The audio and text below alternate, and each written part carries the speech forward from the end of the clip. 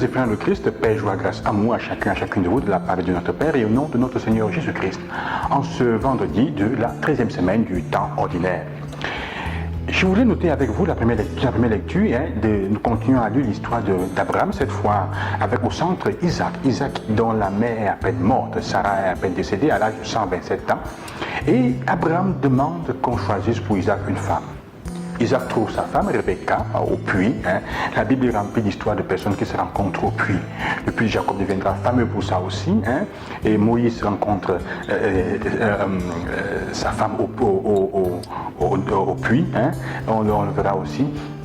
Et alors, ce qui est intéressant, c'est que je voudrais simplement relever ce qui est dit à un moment quand Isaac prend sa femme. Le texte nous dit, il l'épousa, elle devint sa femme et il l'aima. C'est un ordre étrange. Il l'épousa, elle devint sa femme et il l'aima. Elle épousait, devenue sa femme, probablement liée à la question de l'intimité, et il l'aima. Parce que l'amour parfois ne vient pas toujours en début. L'amour peut aussi arriver après, puisque c'est un choix. L'amour c'est un choix d'aimer, de se battre, de donner à la personne qu'on a en face ce qu'elle est. C'est prendre soin d'elle, c'est se donner pour elle. C'est la choisir pour ce qu'elle est, dans ce qu'elle est, comme elle l'est. Et s'engager à faire son bien. Donc c'est seulement ce que je voudrais noter, un peu comme ça, dans nos dimensions. Parfois l'amour n'est pas toujours le début de bonnes relations, qu'elles soient amoureuses ou non. Ça peut venir après. Mais ce qui est intéressant, c'est l'évangile aussi, dans l'histoire de cet homme, Matthieu. Le texte nous dit qu'il était assis à son bureau de collecteur d'impôts. Et là, Jésus le voit en passant. Il voit en passant un homme du nom Matthieu. Il voit en passant un homme. Ça veut dire qu'il voit tout ce qu'il est. Son humanité, ses joies, ses peines, ses souffrances, même ses doutes.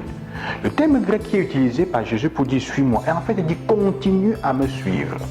Peut-être que Matthieu avait déjà rencontré Jésus et voulait le suivre, mais son cœur était chaud d'une certaine façon, mais il avait, ou plutôt, sa tête était d'accord, ou plutôt d'autres raisons, mais il avait des difficultés à faire le pas. Il était assis à son bureau, là où il avait l'habitude de gagner sa vie.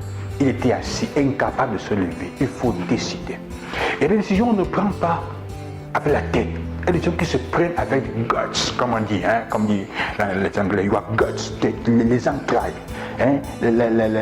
La partie de l'enfant en toi, comme disait quelqu'un, qui est capable de prendre les risques.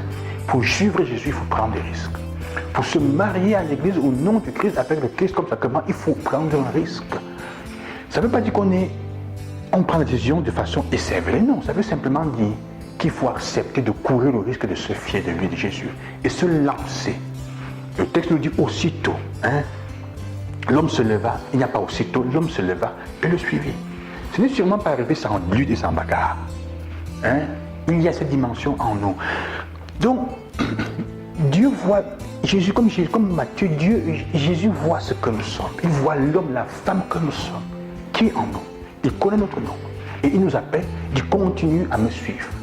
Quelle que soit la situation où tu es assis maintenant, les fatigues dans ton travail qui t'empêchent parfois de voir la foi, de suivre le Christ dans ce que tu vas faire, continue à me suivre, continue à suivre Jésus. C'est ce qu'il te dit. Quelle que soit la situation familiale que tu es en train de vivre et que tu passes, qui t'empêche de te lever, qui te fait être assis, où es-tu assis en ce moment? À quel bureau de poste? C'est-à-dire là où tu gagnes ta vie d'une certaine manière, peut-être même en trompant les autres, et ça t'empêche de te lever, de te lancer à la suite de Jésus-Christ. Il dit, continue à me suivre.